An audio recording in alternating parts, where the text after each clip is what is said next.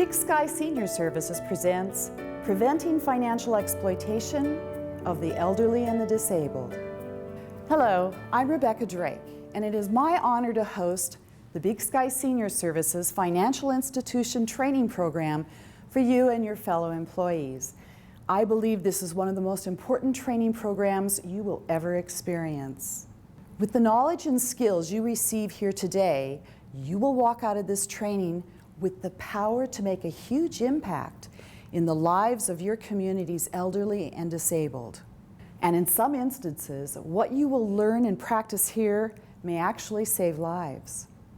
So, the purpose of this program is to stop financial exploitation before a vulnerable adult's funds are exhausted, to demonstrate how you can detect and report financial exploitation, and to raise your awareness as to the seriousness of this nationwide crime.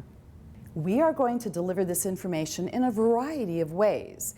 You will be watching video reenactments of actual financial exploitation situations.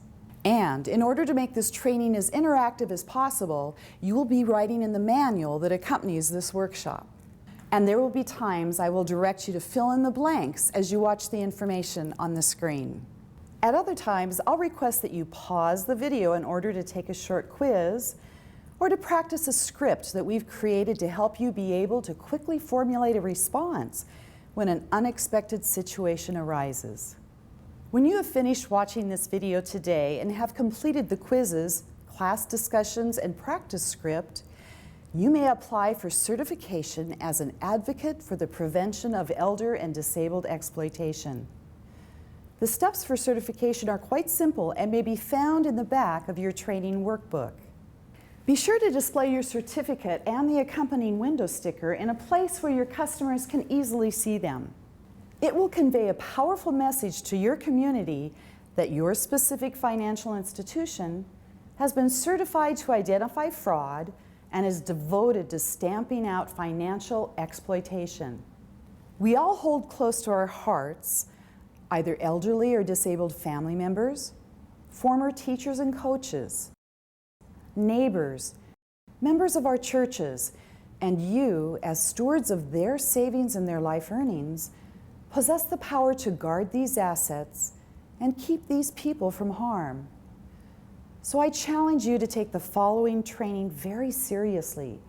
You may, in fact, save the life of another.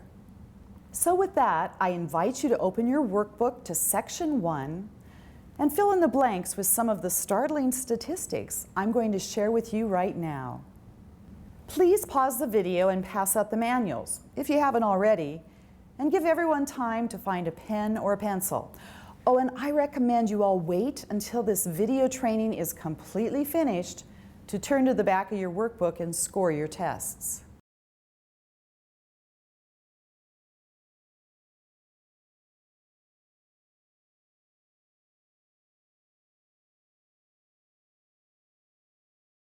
All right, everyone ready? Please fill in the blanks in Section 1 of your workbook as you watch the screen. Financial exploitation is occurring at a staggering rate. It is estimated that only 1 case in 5 is reported. Some experts estimate that, at a national level, financial exploitation could be as high as 5 million cases per year. Here in Montana, we see an average of 1,000 reported cases per year. And as I mentioned before, we estimate there are tens of thousands of cases that go unreported statewide. Tragically, family members and caregivers are the culprits in 55% of the reported cases. Victims rarely recover financially, and losses often lead to embarrassment, depression, increased health problems, reliance on public benefits, and even death. In fact, victims of elder abuse and financial exploitation are 3 times more likely to die at an earlier age. So exactly what is financial exploitation? Financial exploitation is the illegal use of a vulnerable adult's resources for another person's gain or profit. And as you can imagine, there are hundreds of ways to manipulate, exploit, and coerce vulnerable adults out of their money, and there are new scams popping up every day. The following video, narrated by Robert McKeon, reenacts an all too familiar scenario. Pay close attention. We'll have a short quiz when it's finished.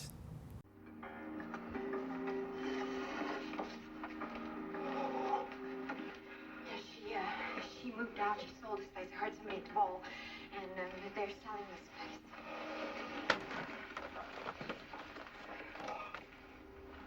How come you still have the keys, man? How come you still have the code? What are you looking for? Nothing, Pop. Go back to watching your show. To give her the key back.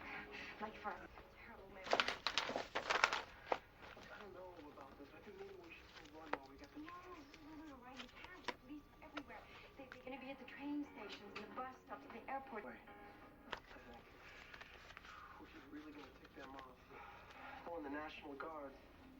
You know what I don't get? I'll be back in a while. It's your sister.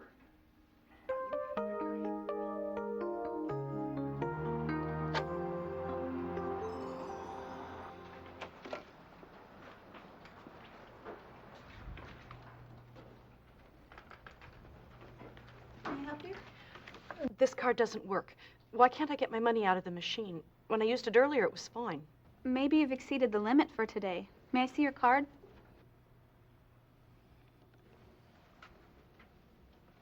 I'm sorry, but this doesn't appear to be your card. Well, it's my father-in-law's, but he asked me to get some cash for him. He needs to go to the store today. Just give it back. I'll try again tomorrow. I'm sorry, but bank policy is I'm going to need to hold on to this and contact Mr. Franklin. If you'd care to bring him in, I'm sure we can straighten out this whole matter. I can't believe this. This woman just tried to commit a crime. By using her father-in-law's ATM card to access money without his knowledge, she was breaking a law which protects elders from financial abuse. This kind of situation happens all too often. Elder financial abuse is a growing problem, and it affects people in communities all across the nation, both large and small. Senior citizens are often targeted for financial exploitation because they are often socially isolated or dependent on others for assistance. Many are easily intimidated or beguiled. One common denominator in financial abuse cases is the presence of a relative, friend, caregiver, or someone in whom the vulnerable adult placed trust and confidence. So, what does this have to do with you? The fact is that many instances of financial abuse can be witnessed by bank employees, quite simply because that's where the money is. Therefore, you may be the first line of defense, and in some cases, the only line of defense in an abuse case. We in the banking industry are clearly in a position to witness suspicious situations, notice unusual transactions, and observe banking activity inconsistent with a customer's usual patterns. You may have witnessed similar situations already. Hello, Mr. Franklin. This is Wendy Weston with Mountain Bank. Someone claiming to be your daughter-in-law was in the bank this morning wanting to use your ATM card. Huh? What'd you say? No, I don't think I want her to do that.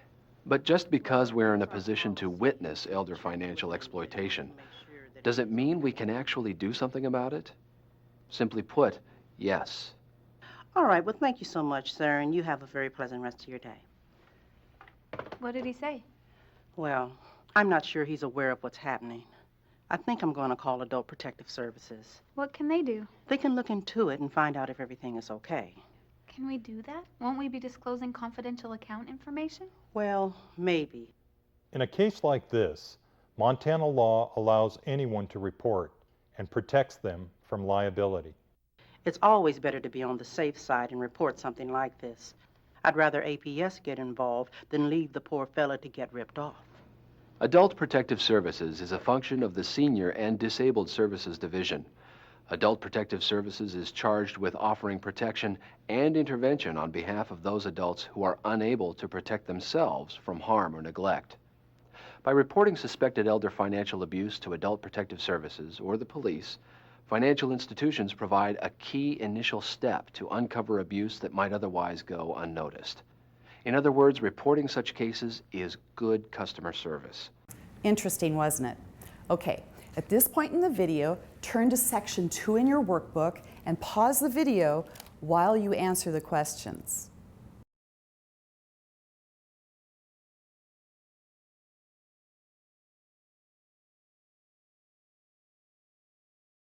As mentioned before, financial exploitation is the illegal use of a vulnerable adult's resources for another person's gain or profit. So how do we define a vulnerable adult? Well, let's turn to section 3 in your workbook, and if you would, please fill in the blanks with the following information. A vulnerable adult is at least 60 years old, or is a disabled person between 18 and 59 years of age. Vulnerable adults often lack the physical or the mental capacity to provide for their daily needs. This makes them prime targets for predators who want to exploit them. Interestingly enough, Montana is aging at a faster rate than almost all of the other states in the Union. The 2000 U.S. Census showed that Montana's 65 and older population constituted 13.4%, while the rest of the United States is at 2.1%.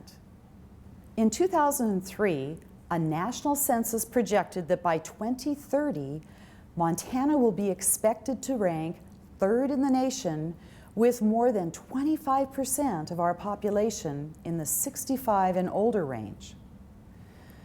And a 2008 study done by Montana State University revealed that the 65 and over population will double in the next 20 years.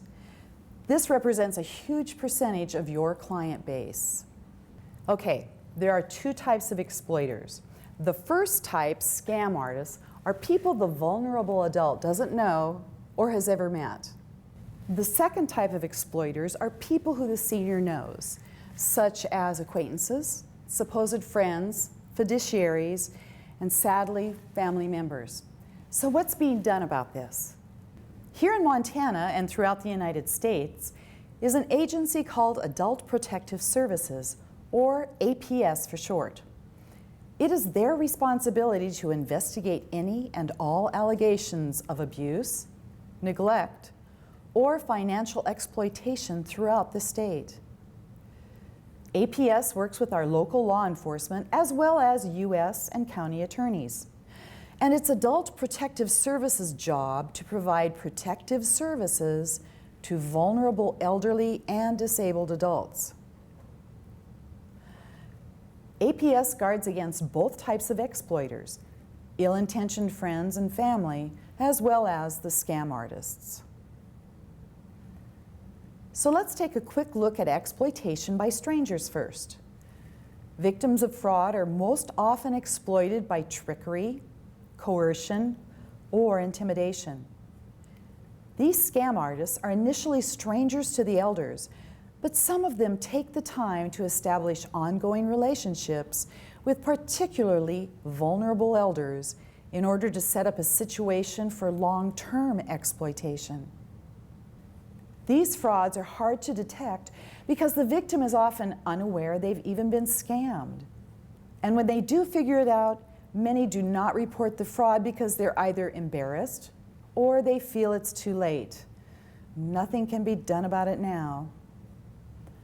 However, when the perpetrator is someone the victim knows, he or she may be even more reluctant to report the exploitation.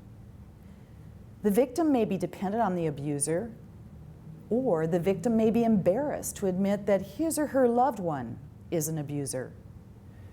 And very often, victims may be afraid to report the abuse due to fear of further abuse, or the possibility they'll be sent to a nursing home, or worse, they'll be abandoned. Earlier, we established that at least 13% of your clientele fall into the category of vulnerable adults. So what are some of the characteristics of a vulnerable adult? If you would, please turn to section 4 in your workbook and jot down the following. Vulnerable adults tend to be socially or physically isolated, not necessarily wealthy, and statistics tell us they tend to be older than 65. They are your grandparents. They are your parents. These people may be vulnerable due to an impairment that can limit their ability to make balanced decisions.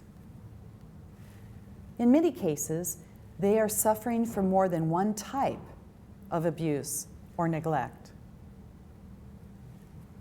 As you will see in the next video clip, quite often the perpetrator will have close access to the victim. He or she will tend to be a relative, a younger adult, and as statistics show, will more likely be male. Here's an example. I know, but she really wants my name added to her account. She's so old and frail, and she just wants me to be able to help her. Oh, I'm sorry, Mr. Schulte, but I just can't do that without her written authorization. What is your relationship to Mrs. Pearson? I'm her grandson. Look, I know this is a little out of the ordinary, but I do have power of attorney for her. Oh, really? Well, may I see your papers, please? Wouldn't you know it? I left them at home.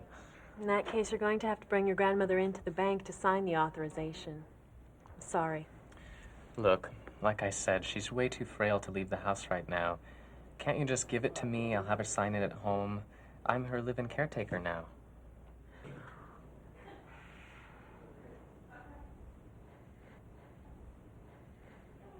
Okay. Here. Have your grandmother sign here and here, and then bring this back to me. Okay? Yes, thank you very much. I'll do just that. As you just witnessed, the account manager made a huge mistake. She caved in to the persistent grandson who claimed he had power of attorney, and she gave him an authorization form for his grandmother to sign.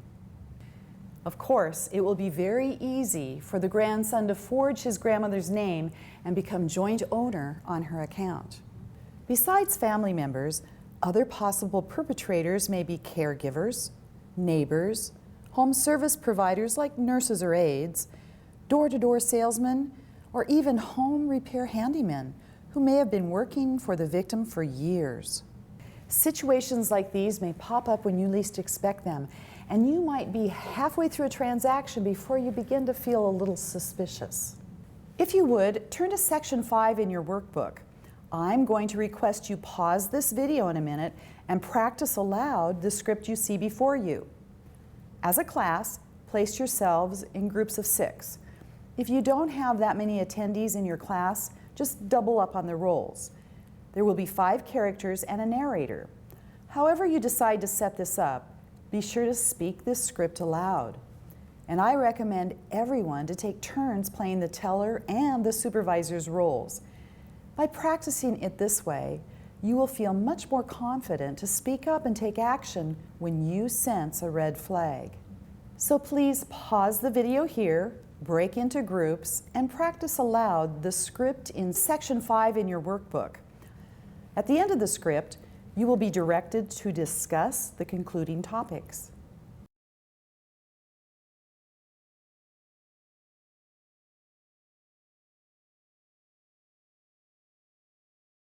Both Kelly and Stacy demonstrated excellent skill sets when handling Mrs. Carlson, didn't they? So here are some other situations that should raise a red flag for you. Signatures that seem forged, unusual, or suspicious, out-of-sync check numbers, allegations of missing funds, failure by the vulnerable adults to fully understand recent transactions, changes in mailing addresses, unusual cash withdrawals over a short period of time, bounced checks, increased credit card activity, sudden ATM activity, new joint accounts, a change in financial power of attorney, new names on signature cards, unusual volume, account changes between banks, withdrawals from inactive accounts, and an abrupt end to rent or utility payments. The following video reenacts an all too common situation. A son, who it turns out is in debt, coerces his mother into emptying her checking account.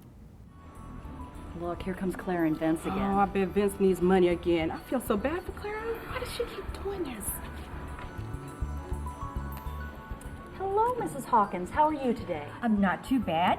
I'd like to withdraw $500 in cash, please. Actually, Mom, I could use $700.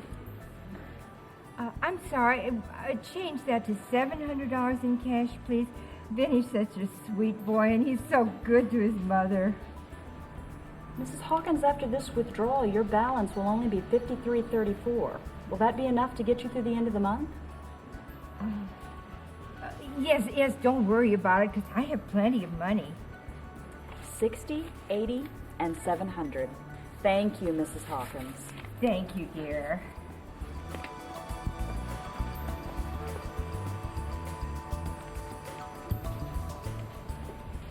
That sure worries me. I bet Claire never sees any of that money. I hear Vinny gambles. Oh, sure wish there was something we could do. Well, she has a right to do what she wants with her own money. I told her account balance was low. Maybe she has some cash at home.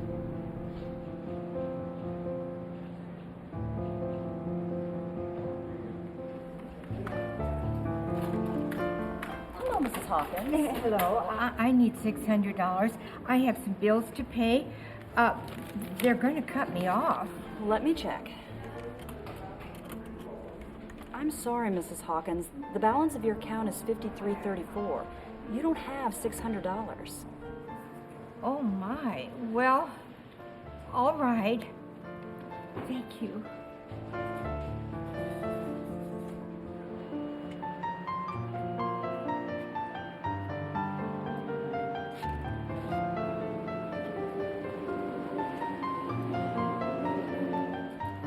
Please, can you tell me how to get home?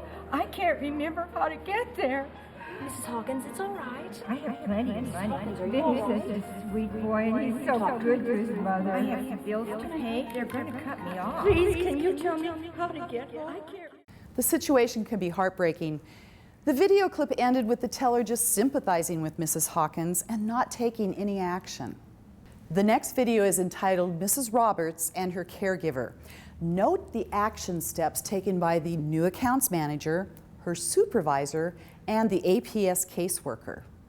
In Section 6 of your manual, you'll find a flow chart noting which steps were taken when. We won't pause the video this time. It will be your job to fill in the steps as you watch. And pay special attention to the tips Robert McKeon provides at the end. You will be required to fill in those key points in your manual as well. The stories you're about to see are based on real cases. They illustrate some of the many ways in which elders are robbed of their money. Mrs. Roberts wants me to have power of attorney for her. Can you do that here? Mrs. Roberts, is that correct? Do you want Miss Simpson here to have power of attorney? I don't know what you're talking about. She's not all together up here, you know. That's why I need to have power of attorney. Well, actually, we don't do that at this office. One day, an elderly customer, Mrs. Roberts, came into the bank with her caregiver. It looked to me like Mrs. Roberts was very confused. Her caregiver was trying to obtain power of attorney. When I told the caregiver that the bank couldn't grant power of attorney and they would need to see a lawyer, she became quite irritated. After some complaining, she took Mrs. Roberts and left the bank. I was really uncomfortable about the situation. It just didn't feel right. So I spoke with my supervisor, and he called the local Adult Protective Services office. They immediately got involved and went to visit Mrs. Roberts by herself at home to see if she understood what was going on. APS determined that Mrs. Roberts was not able to make an informed decision and took steps to protect her. The next day, APS called my supervisor and asked if we could put a hard hold on Mrs. Roberts' accounts. We did, and also contacted all our other area branches to inform them of the situation. It turns out the caregiver had started going to various branch drive-thrus trying to obtain funds. To say the least, the caregiver was fired and the police were notified. I can't help but think about what could have happened if we hadn't done something about the situation. As witnessed in this story, the customer could have lost a lot of money if it had not been for the actions taken by the bank employee. And this is a key point. She chose to take action. As illustrated here, it's not the bank's job to investigate these situations. All you need to do is report it to your supervisor whenever you observe something suspicious. At the end of this video, there's a discussion on the specific legal aspects of current state law regarding reporting of elder financial abuse. As much as possible, get to know your elderly customers and become familiar with their banking habits. This alone could be a great step toward spotting behavior out of the ordinary. And always try to inform a customer of the consequences of their financial transactions, especially if you suspect a financial abuse situation could arise. Okay, let's look at the legal term power of attorney. Please fill in the blanks in section 7 of your workbook as you watch the following slides.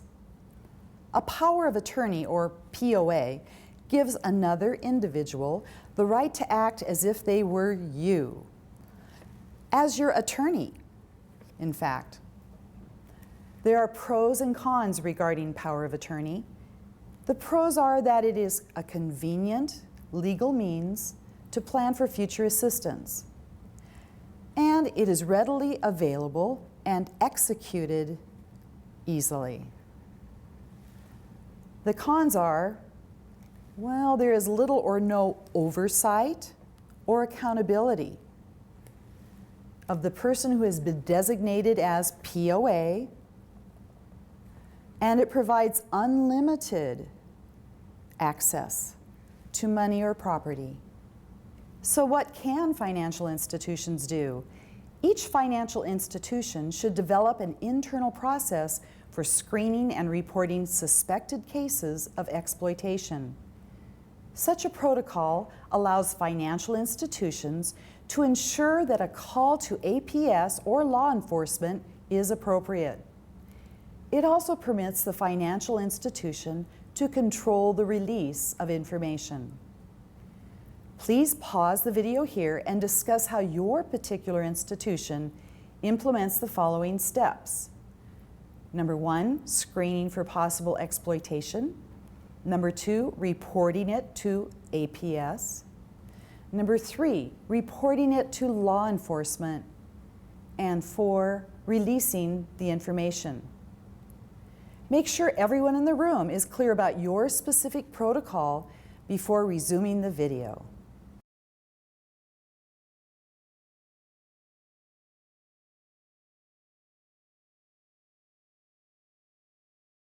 So what are some of the ways you can respond to questionable situations?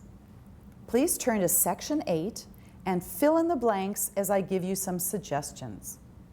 When there is an unusually large withdrawal from an account, learn the reason. Suggest alternatives to large cash withdrawals. Very carefully verify the authority of the person who is requesting to act for the vulnerable adult. If a suspicious third party is involved, separate the vulnerable adult and talk to him or her privately. Inform your customers of alternatives to joint accounts. Set up protected accounts if a specific risk is identified. If you have any concerns at all, talk with your designated manager.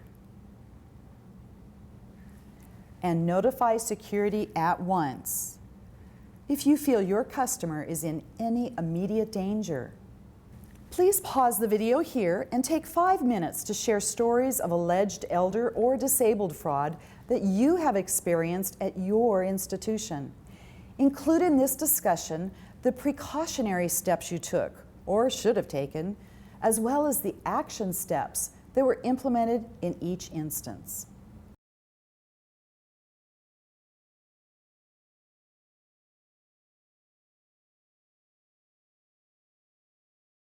Here's how one account manager protected the account of Edna Powell by suggesting a safer way to address a banking need. Pay close attention to the wise recommendations the account manager makes near the end of this video. You will want to have your workbook open to Section 9, and as you watch this video, you will need to fill in the blanks as the scenario concludes.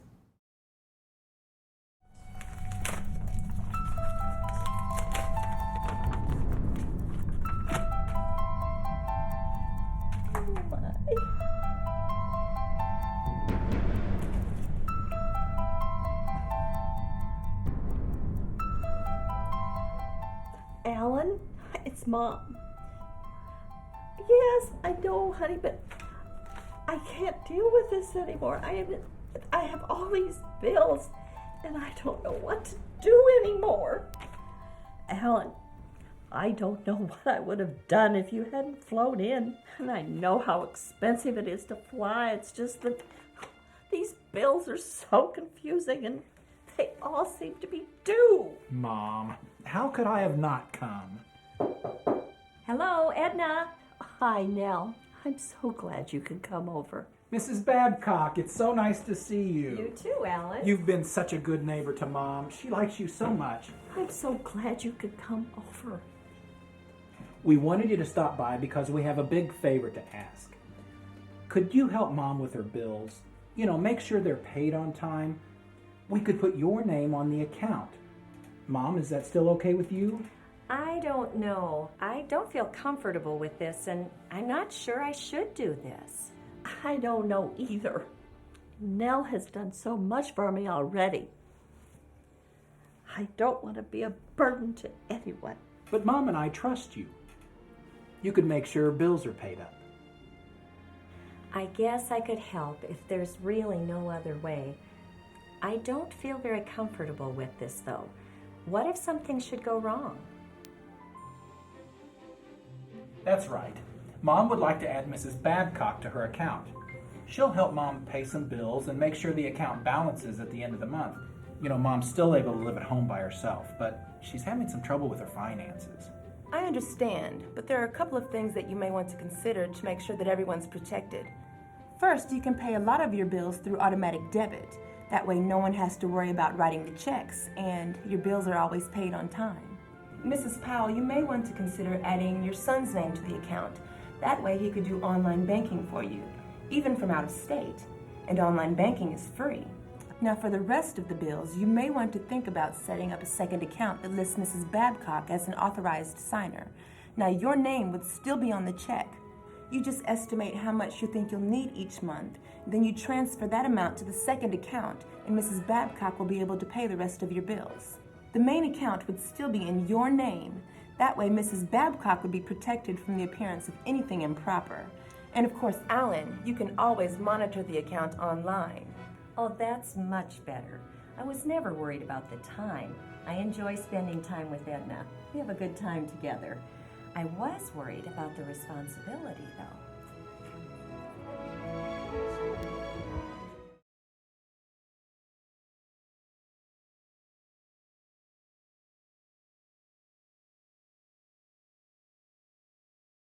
As you have participated in this program, you've probably been wondering about confidentiality and any liability regarding you or your institution when you report a suspected fraud. Be assured that at all times, Adult Protective Services must keep the identity of the reporter confidential. No matter the nature of the report, no matter your relationship to the victim, no matter who the suspected abuser might be, your name and the report itself will stay confidential. Only law officials, county attorneys, and judges will have access to the information. That means any person or institution who makes a report is immune from civil or criminal liability. The only time this isn't true is if the reporter acted in bad faith, or with malicious purpose, or if the report was falsified, or if the reporter was either the perpetrator or an accomplice to the perpetrator in the fraudulent situation. This last video scenario demonstrates what well-defined bank protocol, quick thinking, and great teamwork can do.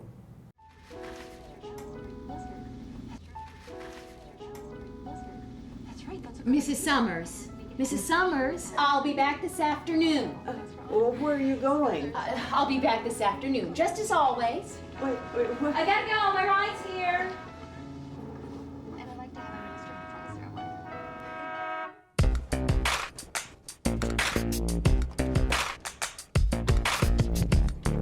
Oh, man.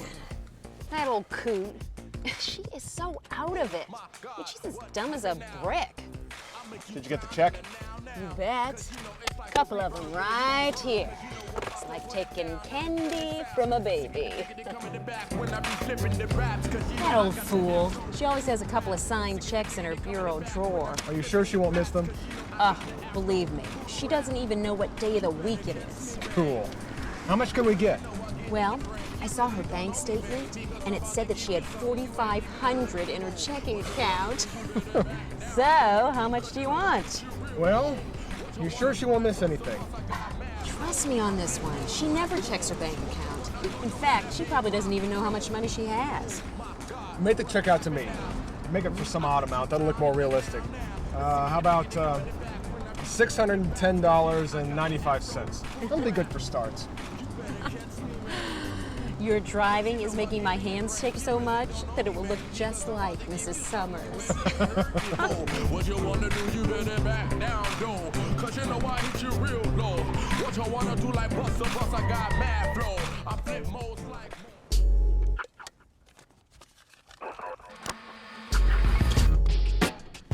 Good morning, sir. Yeah, I'd like to cash this check. Okay, do you have an account with us? No, but it's drawn on this credit union. Just give me the cash. Let me check.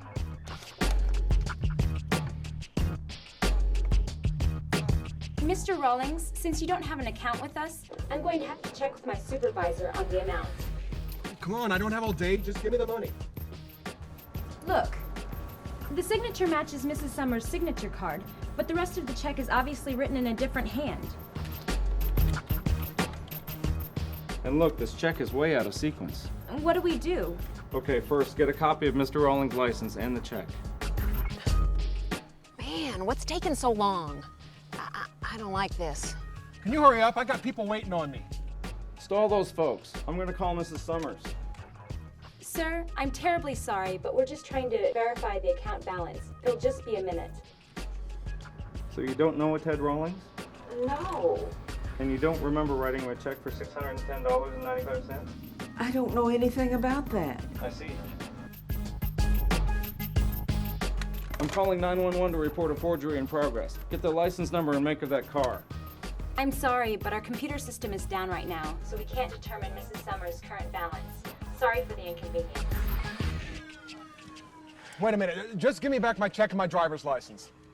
I'll have to check with my supervisor. Could you please wait? Man, I don't like this. Let's just get the hell out of here. They're leaving. What kind of car was it? Did you get the license number? License number 708QRW. It was a blue Buick. Great job. Very observant. Did you notice the action steps taken by the teller and her supervisor when the couple tries to cash the check? At the very first suspicion, the teller confers with her supervisor and asks the couple to wait. While the couple sits at the window, the supervisor calls Mrs. Summers. The teller stalls for time and keeps hold of the check and the man's driver's license. Then the supervisor calls 911 and instructs the teller to take down the license number of the car. When the driver demands the check and license back, the teller informs the driver she still needs to confer with her supervisor. As the car drives away, the teller memorizes the license plate number and gives it, along with the driver's license and the check, to her supervisor, who then calls Adult Protective Services. Whew, great work by both of them, and really quick thinking. That incident, from the moment the couple drove up to the window until they made a run for it, took only 1 minute and 40 seconds. But because this bank has clearly defined and well-practiced protocol, both the teller and the supervisor knew exactly which steps to take. And because of that, 2 criminals ended up behind bars. As we begin to conclude this workshop, I'd like to hit on one more topic. Educating your customers. I can't think of a greater community service for you to provide, a more effective public relations move, or a more targeted marketing campaign for your institution. You might consider including a preventing exploitation tip in your monthly statements. The following are examples of specific recommendations for preventing exploitation. We will be happy to provide you with more at your request. Never do business with unlicensed contractors. Always utilize your telephone caller ID. Designate a trusted friend or relative to receive duplicate copies of your financial statements. Shred the blank checks that are oftentimes mailed with your credit card statements. And do not put your outgoing mail in a place where it can be stolen. Educational materials proudly announcing that you are a certified advocate for the prevention of elder and disabled exploitation not only benefit the community, but also your institution. Simplified definitions and appropriate applications for the following services will greatly benefit your elder and disabled clients, as well as their families. Consider including a paragraph on your website or in your monthly statements, educating your clients on such legal and financial issues as power of attorney, representative payee, bill paying programs, direct deposit, joint bank accounts, advance directive for health care, living trusts and life estates, and guardianship.